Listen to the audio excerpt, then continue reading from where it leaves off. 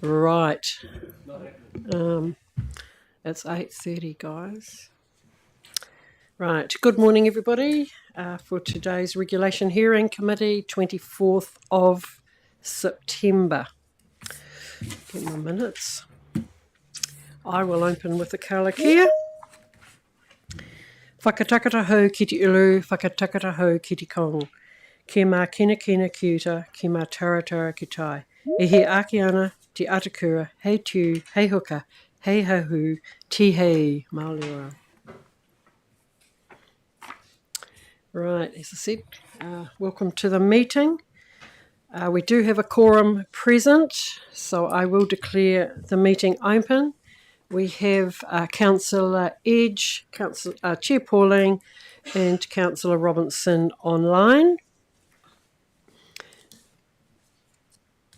Agenda item 2 is the apologies. We have received an apology for Councillor Davies this morning.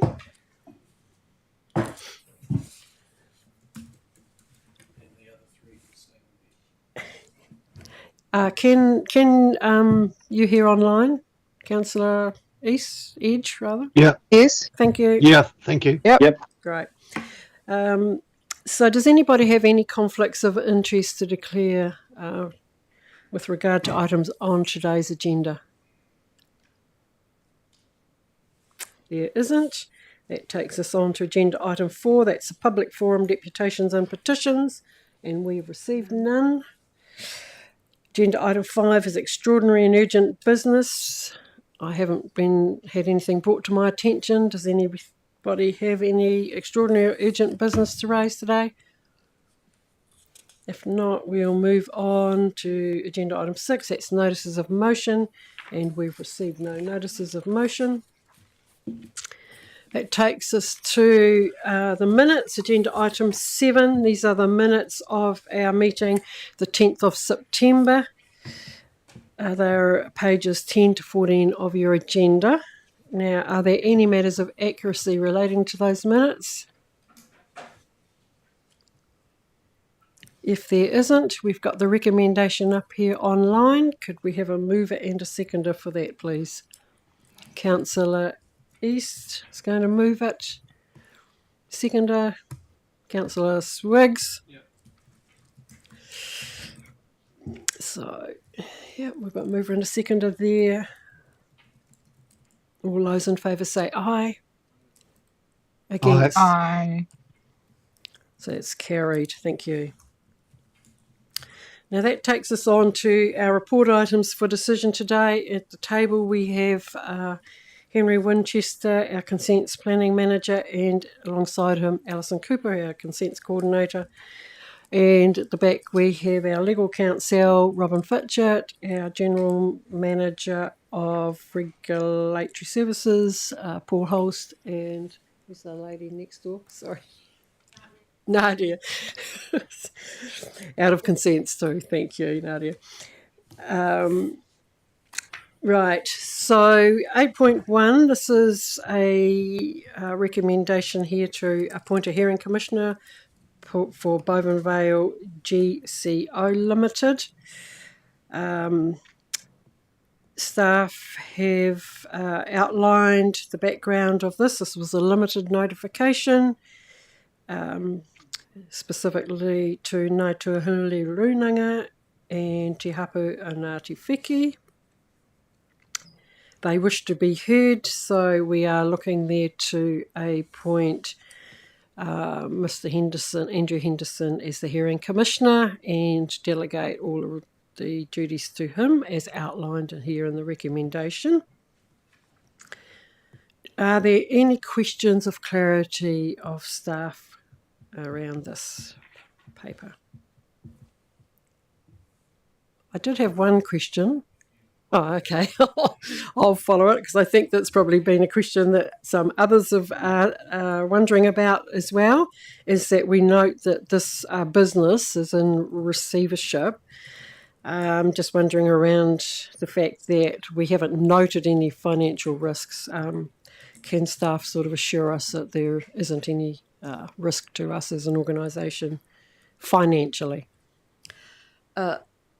as I understand, because it is in a receivership, the receiver could have opted to then stop the process. They put this application on suspension while they work through some things, and they do have someone that can actually take on the consents if it goes through. So they are willing to take on the financial risk for this application to be continued.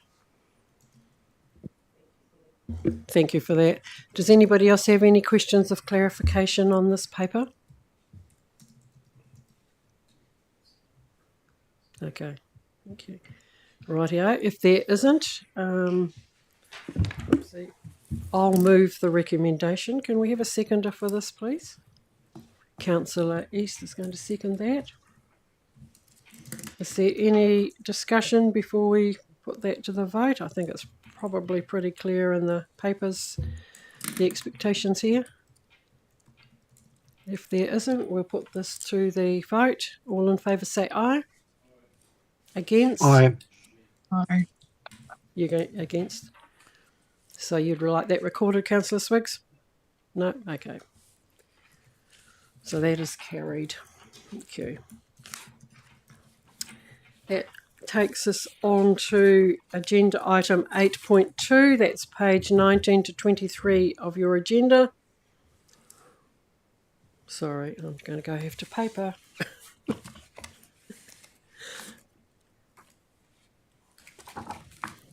So this is the application here for a hearing commissioner to decide and decide whether to notify and appoint a hearing commissioner to decide, if required, to hear the resource consent for an application for Whyte Farming Company Limited. Now, this is obviously, councillors at this table will be aware this is a farming operation in Whakakapi. There is quite an extensive, some recommendations here. I think it's important that we make sure that we've got the clarity and understanding around this. So think about it in two parts. I think that's probably the easiest way to think about this, and that we are looking to appoint Jane McDonald as the hearing commissioner to consider and decide whether it's notified, non-notified or limited, public notified, limited notified or non-notified, and delegate her the powers and functions that and duties that she was required to make that notification decision. And then there is a second part that following any notification decision that we will actually looking to recommend today, or staff are looking for in their recommendation that we agree with appointing Jane McDonald, Reginald Profit and Nairi Phillips as the panel to hear it, regardless of what the notification decision is at. That is around consistency. I'm going to just go back to staff to add anything that they'd like to before we open up for questions of clarity on this one. So, Henry? Kia ora koutou, everyone. A couple of things that I just want to highlight. You'll note there under point 4 that the original application no longer exists. Now, that was the application that was consent reviewed by Environment Canterbury. That has been superseded by the renewal application for this property. Obviously, that's the application that we're proceeding with. Therefore, the other one is put on hold, essentially, while we deal with the application in front of us. You'll note that we've kept the same panel for all 4 of the applications for Ora Whakakai. This is the last of the 4, and the staff are currently working through their notification recommendation. Thank you. Yes, you may. We'll go to questions of clarity now. Yeah, I do have a question on the wording of number 4. I don't know if we've covered that. But it was around to manage any perception of conflict, bias, or predetermination. Is that meaning us as a council, and then what? I'm just a little bit concerned about that phrasing of that, because it almost makes it sound like the council has a perception of all kind of pieces of work in the space of conflict, bias, or predetermination. Can I have some confidence that isn't the case? Yeah, so that's not the case. To try to ensure a fair process here, which is why we've put all of these out to an external consultant to work on these applications for us. And the same reason for having the same panel, we wanted to ensure that it's a fair, robust process. Yeah. I think too, just to add to it, this is, we do use the word, or staff have used the word significance in that, and we do know that Environment Canterbury and councillors from this council table have been involved, certainly in the previous term, around issues up in that in the area. So, Councillor Edge. Yeah, I had a similar question. Really, it is as to why the staff thought that they needed to seek independent advice as to whether a notification on the notification process, when presumably they have all the facts of the application. Yeah, it's just, but and I wondered if there was any particular reason. The staff have referred to the idea that it was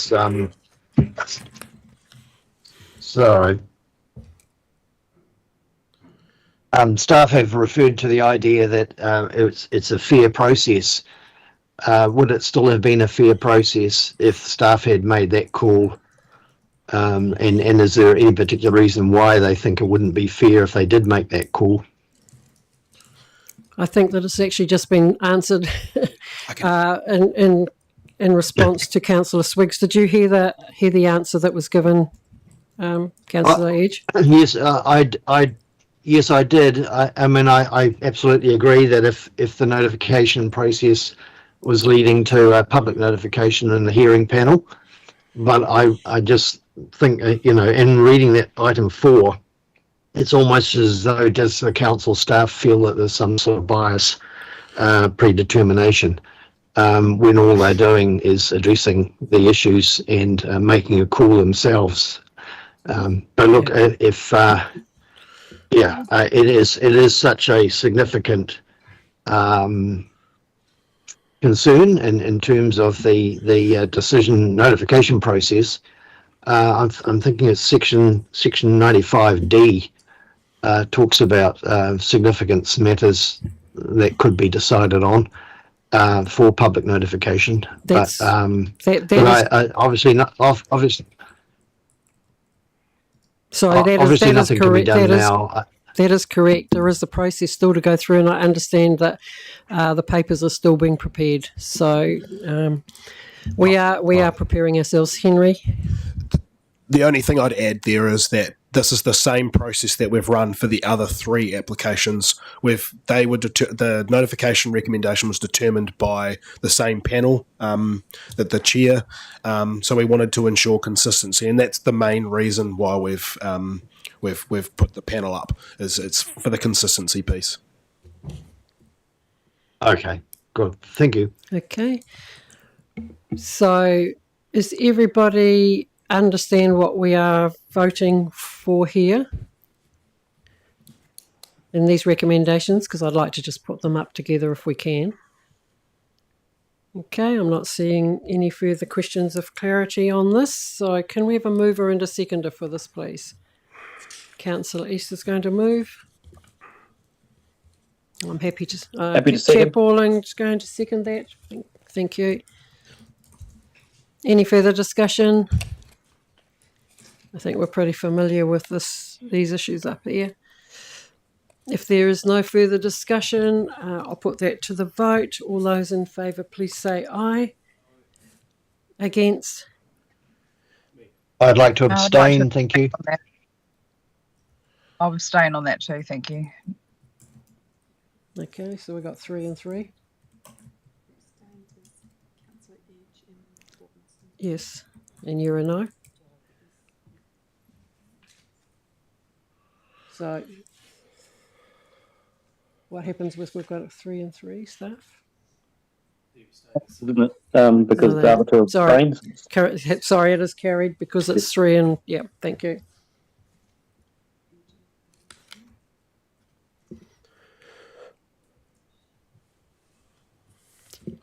Do you wish to have yours noted, Councillor Swiggs?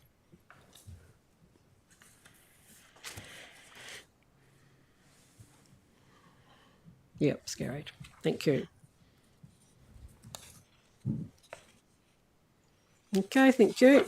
That takes us on to 8.3, and that's page 24 to 27 of the agenda papers here. This is looking to appoint a commissioner for Wogan Hills application.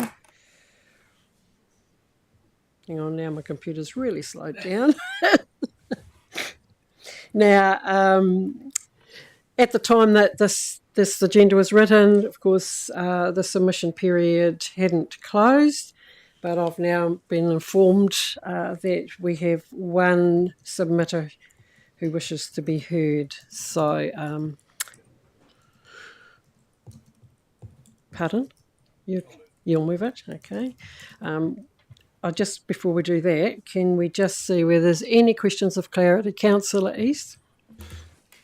I'm sure we've had an application from Wongan Hills before. Is this a new one, or it is a new one? Yeah. Some of them have been withdrawn and replaced. It's a bit hard to keep track of. I'm sure staff are onto it. Does anybody else have any questions of clarity before we put this, or before we move and second it? Just one. Yes, Councillor East. So, is there a process where we get an application from, well, we'll use Wongan Hills as an example? Are there consents reasonably aligned, or are they sort of having to go through a consenting process every few months? I see some of these names just pop up time and time again. So I'm just sort of mindful of the fact whether we can't align some of the consents into one process rather than a few months later dealing with another one. So can I, I'll hand over to Henry, but that is one thing that staff have come to us previously suggesting that where they can align them, they can do. It would make it simpler for everybody, but bigger properties will have multiple consents. But Henry, can you just answer that? Thank you. That was mainly what I was going to reiterate, that many properties, they'll have lots of things going on their properties, and they'll be coming for different reasons, for different activities. As the chair has outlined, we try our best to align those consents, particularly if they're, say, water permits and farming consents and things that naturally align. And we do that through the policies and stuff, through the land and water plan. Where people are applying for activities that are slightly different, they're looked at by a case-by-case basis. Okay, thank you for that. If there are no further questions of clarity, have you got a question, Councillor Edge? Yes, just a question on the current consent that Wogan Hills has. Are they currently operating with in terms of their land use activity, or what's the situation? I thought they didn't have approval for certain discharges, but can we keep the question? Can we keep the questions related to the agenda topic? So are you talking about this consent? It is, because I'm talking about the relevance and relationship to the consent for extending a current consent, and has that consent already been, the previous consent been activated, and is there any reason, what is a time period for the activation of the original consent? Or is that something that's just ongoing and they can keep even though they don't activate it, they're applying for an extension? But can you just clarify, please? This is a renewal of an existing consent that's obviously expired. So I'm not quite sure what consent you are referring to. Applicants may have many different types of consents, so we need to make sure that you keep your discussion to the decision that we're making today, Councillor Edge. So are you referring to this consent It is. in 3.3? If their current consent has expired, and I'm referring to that, in some other cases where a consent hasn't been activated under the Land and Water Plan, the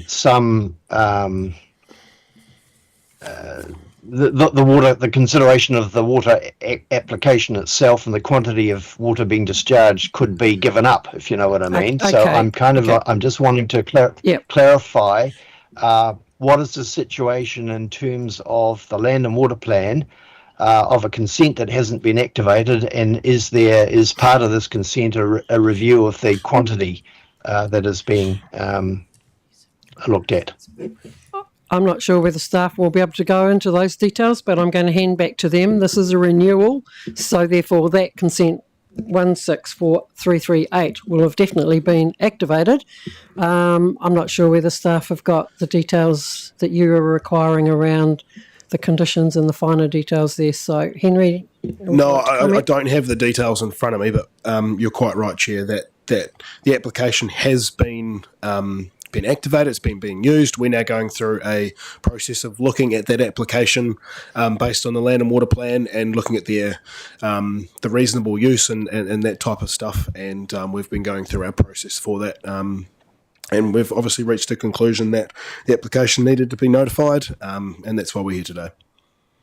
I think Councillor Edge, if you can take confidence that this is going in front of a very experienced commissioner here to be heard, and there are submitters as well. So if there are no further questions of clarity, can I have a mover and a seconder for this? I've got Councillor Swiggs is going to move it, seconder Councillor East. Thank you.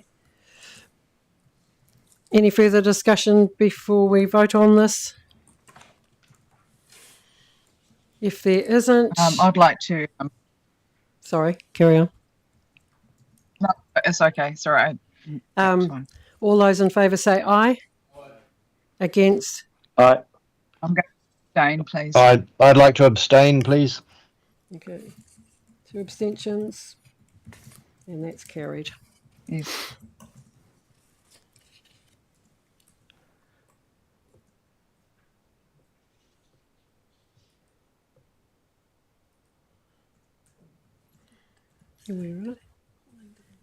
No, just Genevieve, Robinson and Edge have abstained.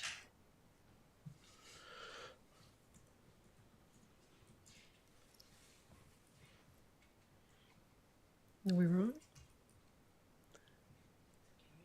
Yes, carried. Okay, thank you. Right, that takes us on to agenda item 9, which is our report items for information. Committee resolution status report here is here on page 28 of your agenda. This should be quite straightforward. Does anybody have any questions of clarity? If not, can we have a mover and a seconder for this recommendation, please? Councillor Swiggs. I'll move, Councillor Edge. Okay, I'll second then. Second to Councillor Edge, so Swiggs and Edge.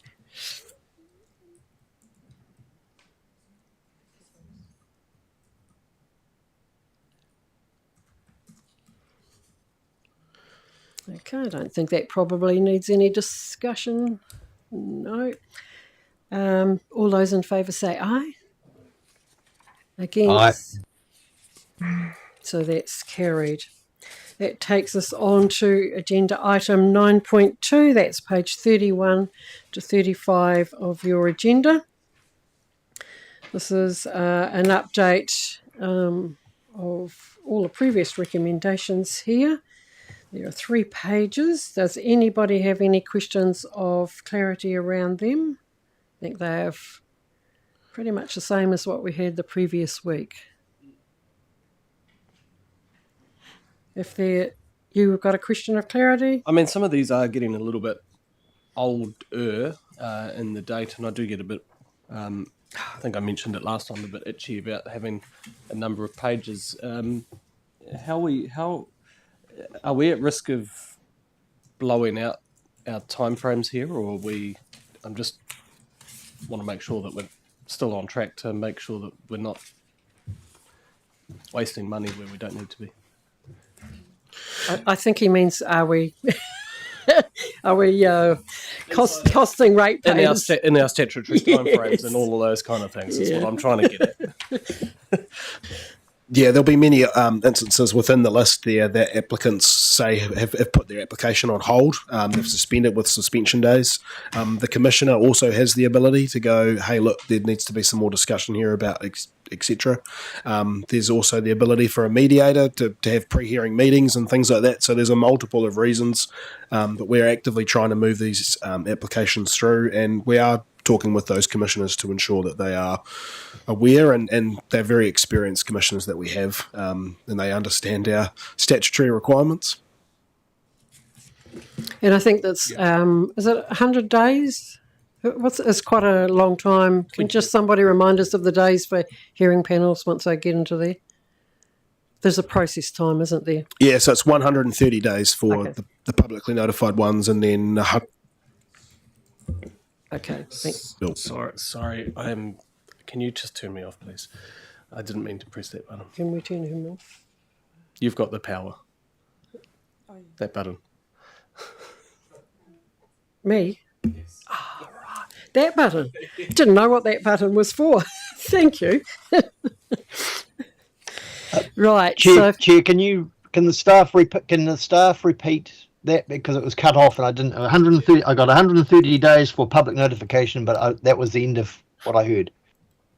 100 days for limited notification, was it? Did you get that?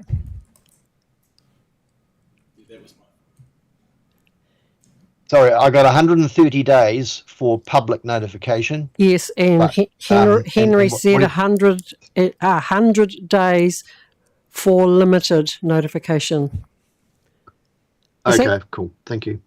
And that's the same. Yeah, thank you. If there are no further... Oh, Councillor East? Look, I just note that one hearing, I think, was... we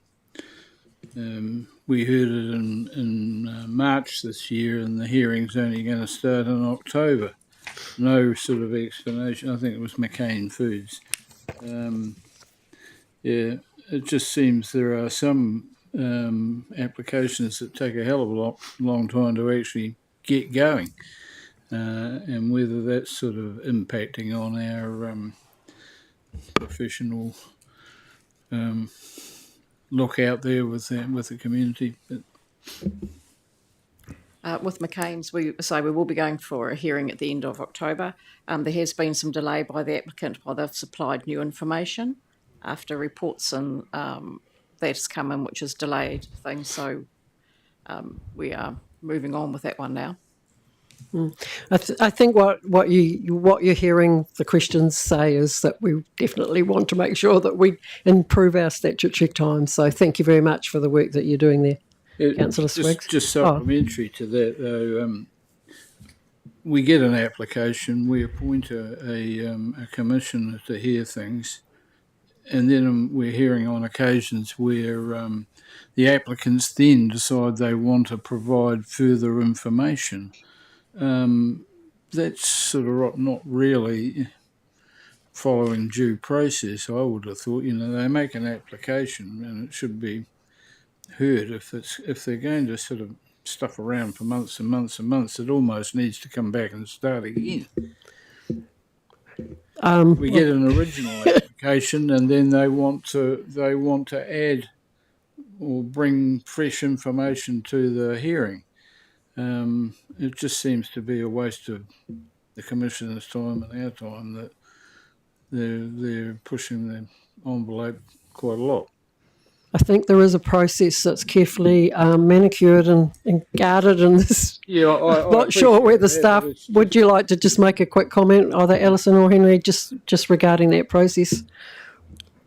The only comment I'll make is that we currently operate under the Resource Management Act, obviously, and that allows for applicants to do that. And the system that we have is the system that we have, and you'll know that there's RM reforms and stuff going on at the moment, and we'll be watching that with seeing what comes out of that. But yeah, that is the process that we operate within.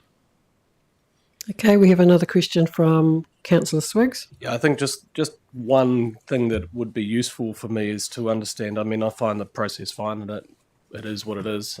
But more visibility just on when things are getting close to breaching that statutory timeframe, or when they do, and just measures that have been put in place if that does happen. And I don't know how regular that is or how irregular that is, but that might be something that's useful just to give that certainty, because that's really the only thing that we can have influence over, and I'd be interested if that is happening. I guess just given the fact that we have a taskbar and some reporting come back, it's maybe something that staff could consider, whether it's actually, looking at Paul down there, whether it's something that could come back on here or is needed on here, or whether it would be better on the task, on the reporting back. So maybe if staff can just give some consideration. I mean, even give us some advice whether it's an issue or not an issue at times, how close we get. Yeah, it would be useful, that's all. Okay, thank you very much for the questions of clarity there. Can I have a mover and a seconder? Thank you, Councillor Swiggs is going to move that. Councillor East is going to second that. No further discussion required. If there isn't, all those in favour say aye. Aye. Against? Aye. That's carried. Thank you very much. Councillor Mackay, can you please turn me off, because this doesn't... Okay. So that takes us to agenda item 11. That's the next meeting date. That's going to be advertised. Hopefully we can make ourselves available in some form or other. And 12, so I'll do the closing Karakia for today, since this is the only meeting of the day, and thank everybody for attending. Kia ora te maralino ki whakapapa panamo te moana. Hei hu rahi mātou tātou iti ranganei. Alaha atu araha mai. Tātou I tātou katoa. Hui takiai. Thank you very much, everybody. Thank you, staff.